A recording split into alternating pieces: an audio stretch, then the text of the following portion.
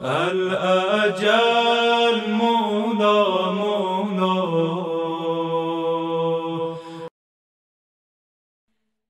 तौफीक गायबाना इशारा कुना है आज, सजदे में है कलम के खुदा मेहरबान है आज।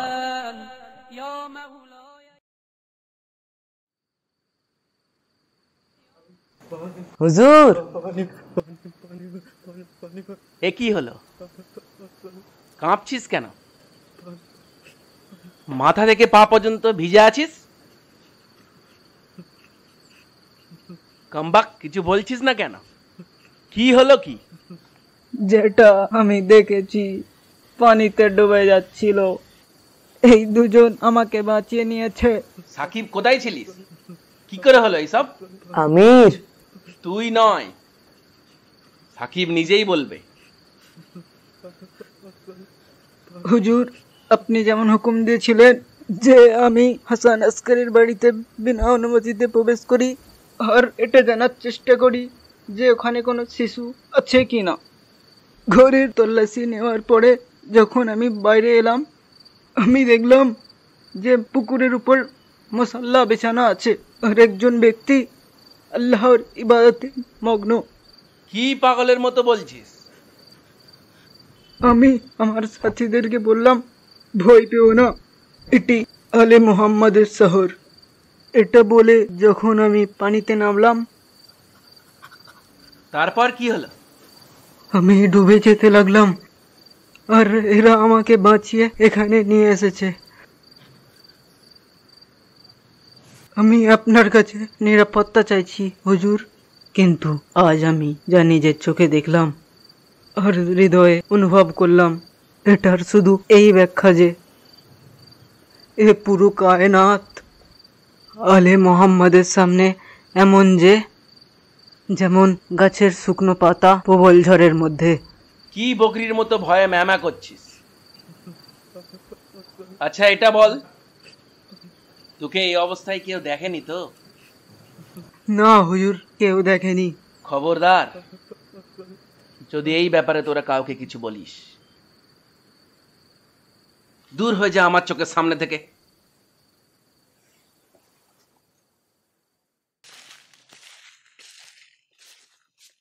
সালামুন আলাইকুম। ওয়ালাইকুম। আমরা কুম থেকে আসছি ভাই। আমরা আমাদের মাওলা হাসান আসকারী আলাইহিসসালাম, যিনি আমাদের ইমাম, তার দরবারে যাওয়ার অনুমতি চাইছি।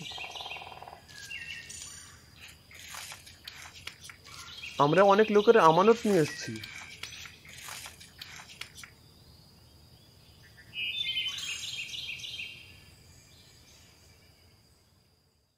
হাসান আসকারী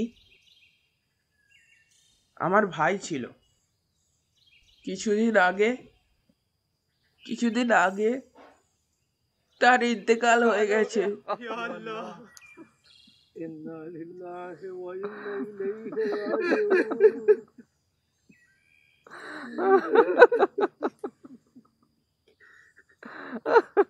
তো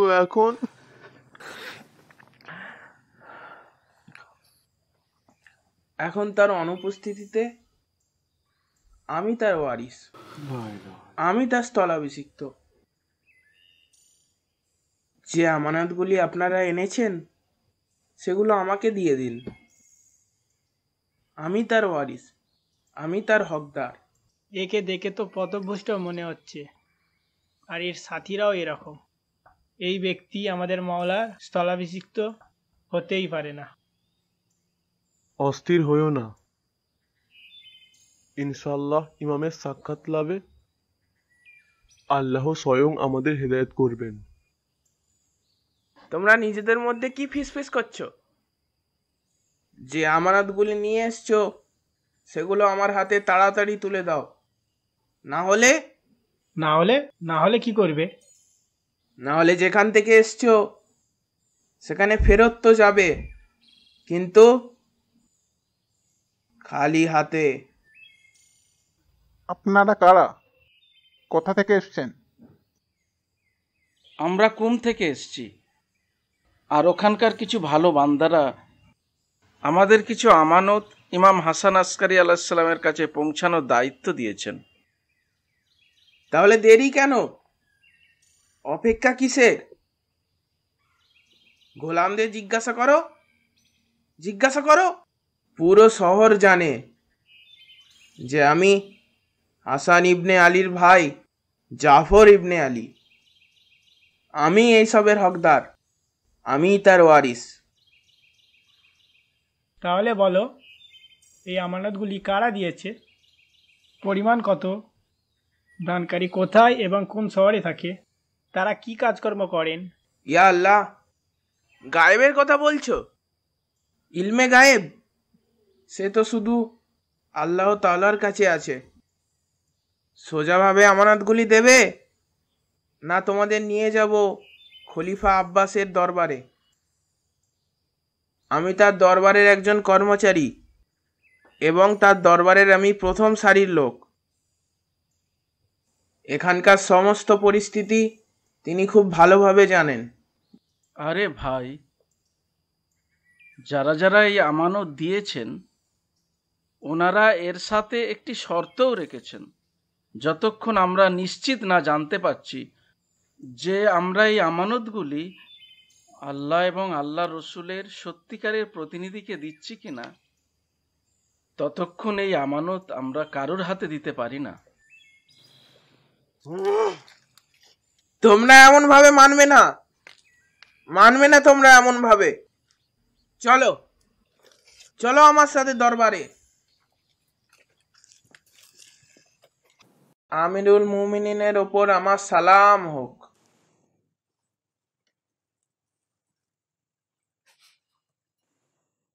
তোমাকেও সালাম জাফর।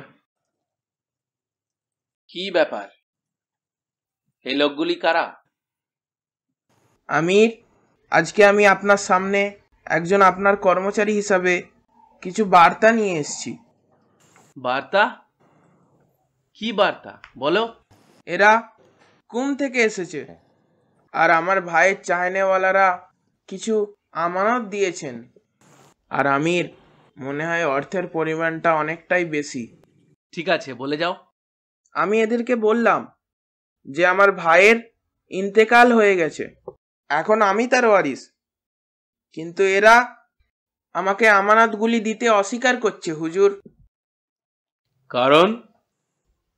এই ব্যক্তি আমাদের ইমাম হজরত হাসান আসকারী আলাইহিসসালামের সত্যিকারের প্রতিনিধি যদি হয়, তাহলে আমাদের ইমাম গায়েবী জ্ঞান রাখতেন এবং এমন আলেম ছিলেন যার জ্ঞান আল্লাহ প্রদত্ত জমিনের প্রতিটি জায়গায় জায়গায় বিস্তৃত ছিল।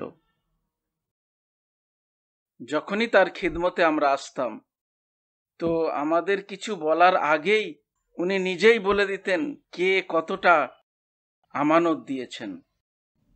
এমনকি যারা যারা আমানত দিতেন তাদের সব খবরও তিনি রাখতেন। আমাদের ইমাম ইমামতের 11তম পদ অতিক্রম করে শাহাদতের অমর সুধা পান করেছেন, আর ওনার শেষ প্রতিনিধি তিনিই হবেন যার জ্ঞান আমাদের ইমামের মতো হবে। আর এই জাফর, এ তো হতেই পারে না। আমির, এরা অপবাদ দিচ্ছে। আমির, এরা মিথ্যে কথা বলছে। ইলমে গায়েব সে তো আল্লাহ তাআলার কাছে আছে, তাই না আমির? জাফর, তুই থেমে যা।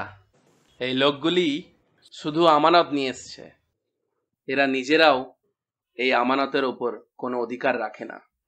এই জন্য এদের উপর কোনো রকম জোর খাটানো ঠিক হবে না। একটি অনুরোধ আছে। বলো। আমাদের শহরের বাইরে সুরক্ষিতভাবে পৌঁছে দেওয়ার জন্য আদেশ দেওয়া হোক।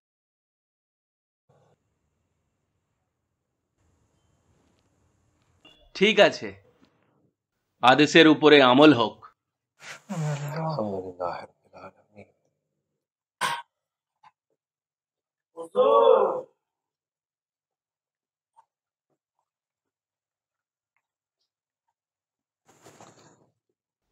আমির, আপনি লোকজনদের সামনে আমাকে হাসানের উত্তরসূরি কেন বানিয়ে দিচ্ছেন না আমির? জাফর, সত্যি তো এটাই, রাসূলের ওই বয়ান।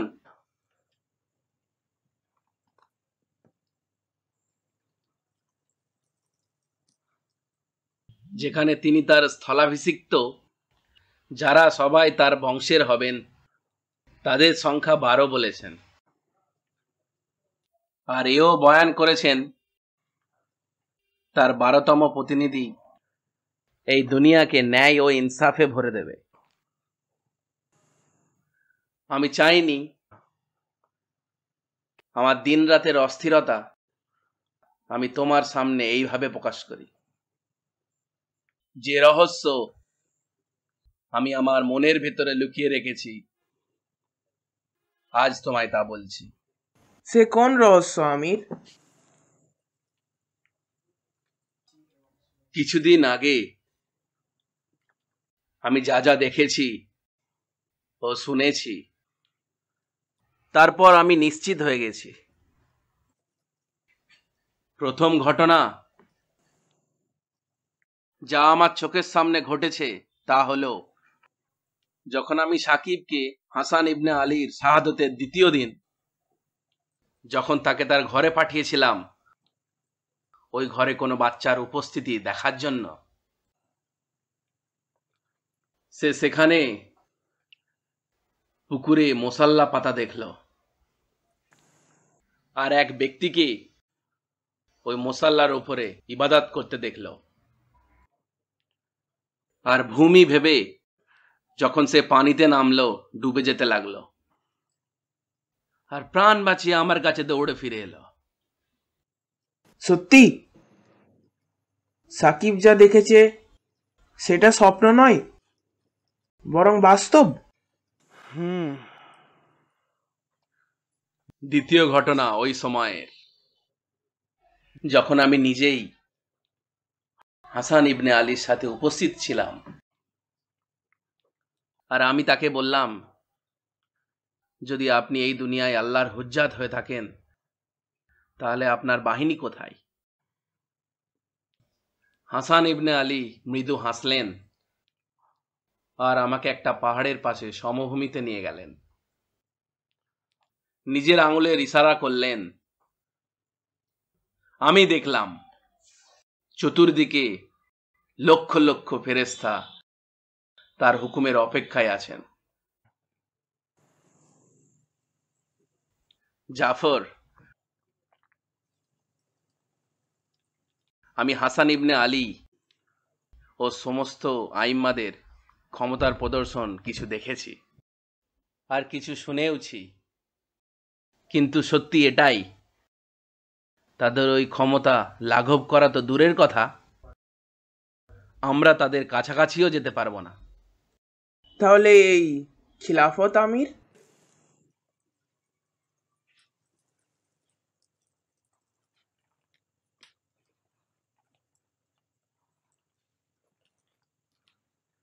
হ্যাঁ,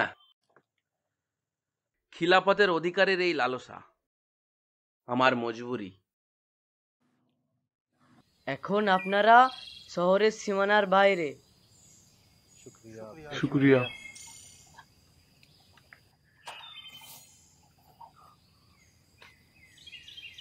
এখন কি হবে? এই আমানতগুলি কিভাবে পৌঁছে দেবো? আমাদের ইমাম খোদার অলি ইনশাআল্লাহ তিনি আমাদের সাহায্য অবশ্যই করবে। তার আমানত তার কাছে অবশ্যই পৌঁছাবে, এটা আমার বিশ্বাস ভাই।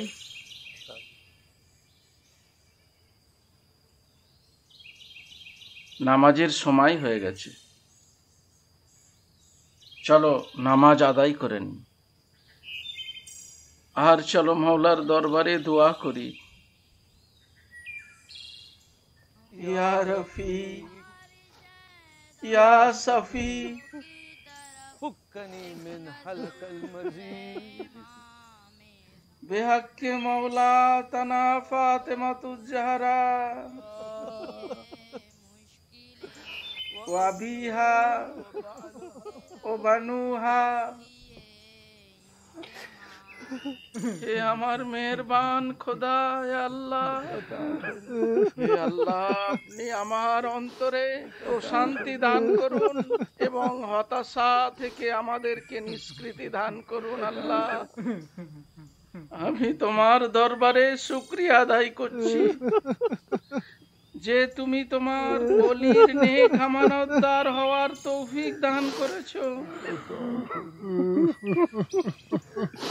তুমি সব কিছু শুনছো, তোমার দৃষ্টি সব দিকে প্রসারিত, তুমি সব কিছু দেখছো। তুমি এটাও জানো আমরা কিভাবে কোন মঞ্জিল হয়ে কত কষ্টে এখানে উপস্থিত হয়েছি। আমাদের ইমাম তোমার ওলি, তোমার রসুলের 11তম খলিফা, তিনি শাহাদতের অমর সুধা পান করেছেন।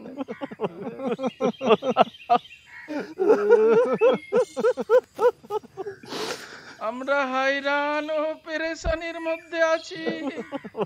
হে হুজ্জতে খোদা, খাতেমুল আইম্মা, যিনি সঠিক ওয়ারিস আর হককে নুমাইন্দা, ওনাকে কোথায় পাবো?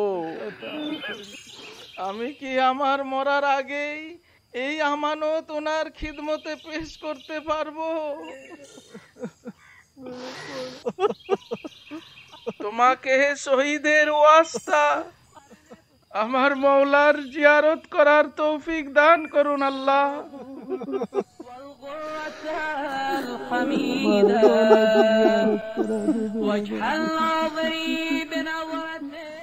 হে আবু আব্বাস,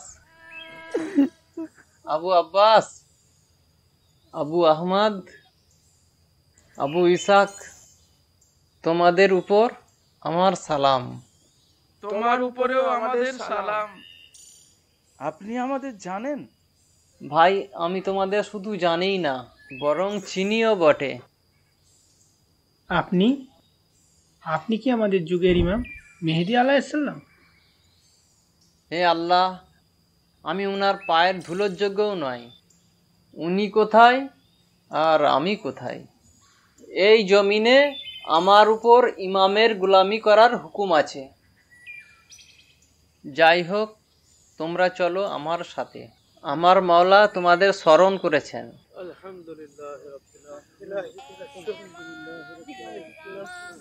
आप क्यों है नेहा कीजिए नूर से अपने रोशन। দেখুন, আমরা আমাদের গন্তব্যে পৌঁছে গেছি। সালামুন আলা আলে ইয়াসিন। अस्सलामु अलैका या मुलक्काबे अहकामिल कुरान। अस्सलामु अलैका या खलीफतुर रहमान। अस्सलामु अलैका या फरजंदे जहरा सलामुल्लाह अलैहा। वालेकुम अस्सलाम व रहमतुल्लाहि व बरकातुहू। हे अबू अहमद। वालेकुम अस्सलाम व रहमतुल्लाहि व बरकातुहू। हे अबू इसाक। वालेकुम अस्सलाम व रहमतुल्लाहि व बरकातुहू। या আবু আব্বাস। তোমরা অবাক হয়েছো? হে আমার মাওলা, আপনি আমাদের হৃদয়ের কথা শুনছেন। আবু আব্বাস, তুমি সামনে এসো।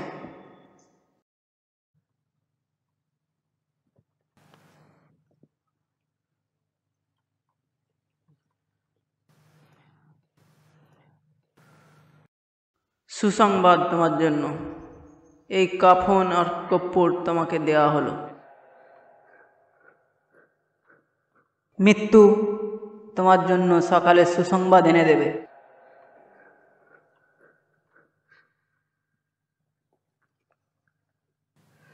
আলহামদুলিল্লাহ রাব্বিল আলামিন।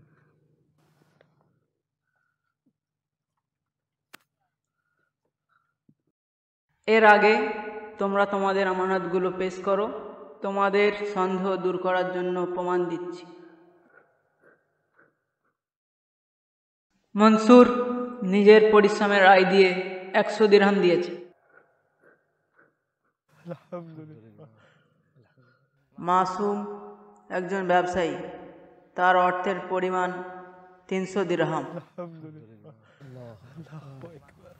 আবু নাসের একজন পেশ ইমাম, তার অর্থের পরিমাণ 50 দিরহাম বিশুদ্ধ। আপনি আমাদের হাল হকিকত এবং এই সব কিছুই জানেন। যদি বাকি আমানতগুলি কবুল করার যোগ্য হয় তো আপনার খিদমতে পেশ করার অনুমতি চাইছি ইয়া ইমাম। সবাই খালেস এবং নিষ্ঠাবান, বিশুদ্ধ এবং গ্রহণযোগ্য।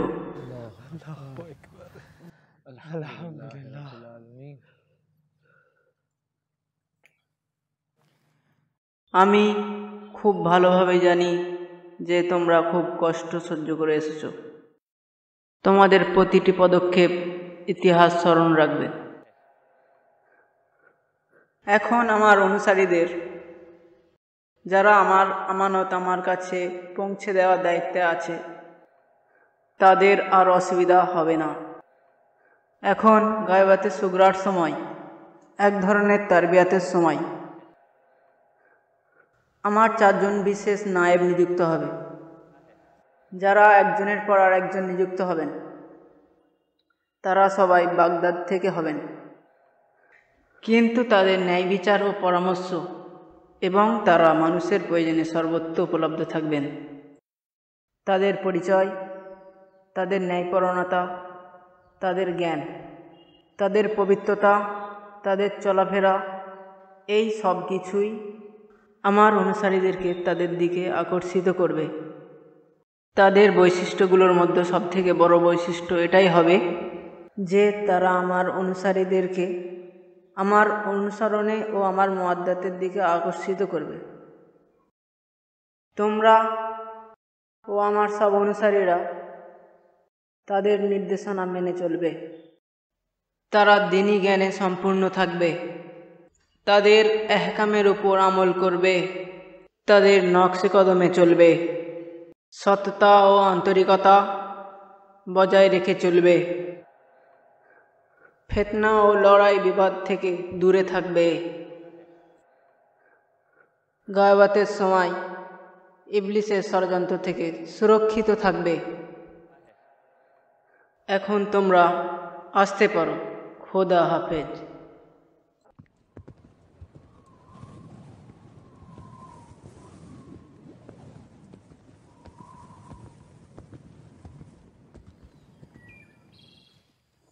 আলহামদুলিল্লাহ, আমরা অনেকটা পথ চলে এসেছি।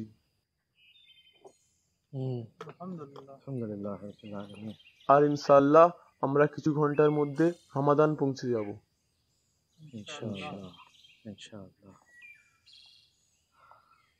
কি ব্যাপার আবু আব্বাস, তোমাকে দেখে ভীত মনে হচ্ছে?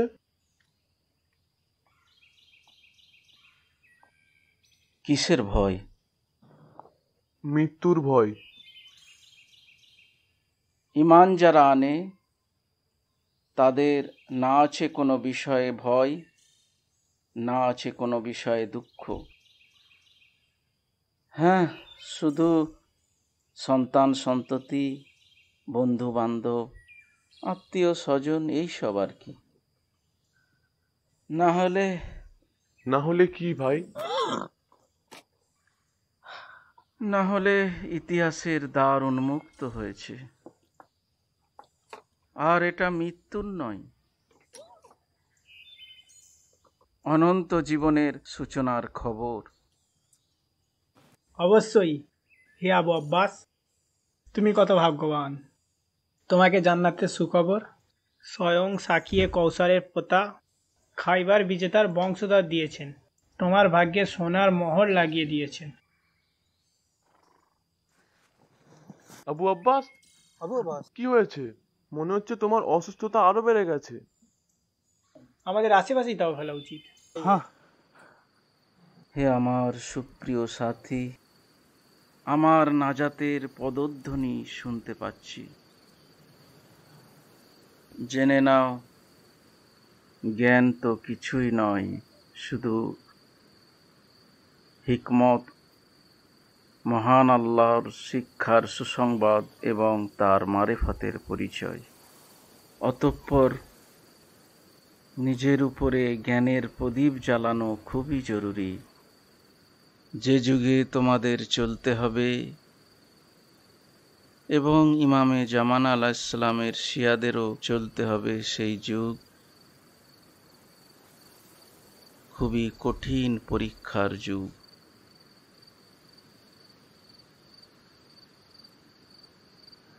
সমুদ্রের প্রবল ঢেউয়ের মতো পাহাড়ের চূড়ার সীমারেখা ছাড়িয়ে যাওয়ার মতো দুনিয়াতে ভূমিকম্পের মতো আদম সন্তানরা এমনই ভাবে শয়তানের প্ররোচনায় দ্রুত সেই রাস্তার দিকে ধাবিত হচ্ছে।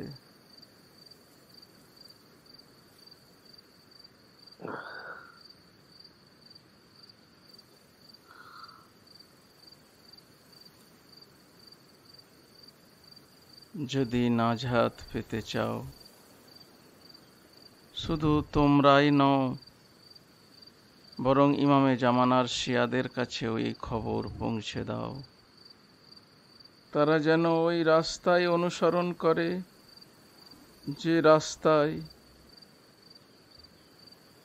যুগের ইমাম এবং তার মার্জাগণের রাস্তা।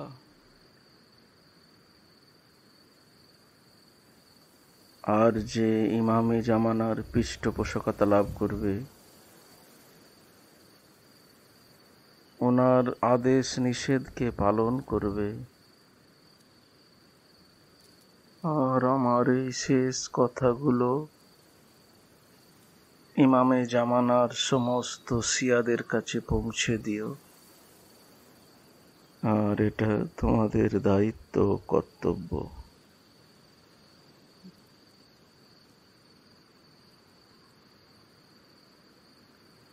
কাফন আর কর্পূরের সুগন্ধের নিয়ামত আমাকে হাতছানি দিচ্ছে। শুধু কোনো একটি যুগ নয়, বরং তিনি সমস্ত যুগ, ভূত, ভবিষ্যৎ সবই জ্ঞান রাখেন। এমন জ্ঞান রাখেন যেন তিনি হাতের তালুতে সব কিছু দেখতে পাচ্ছেন। বাস, আমার মাওলার দূত এসে গেছেন।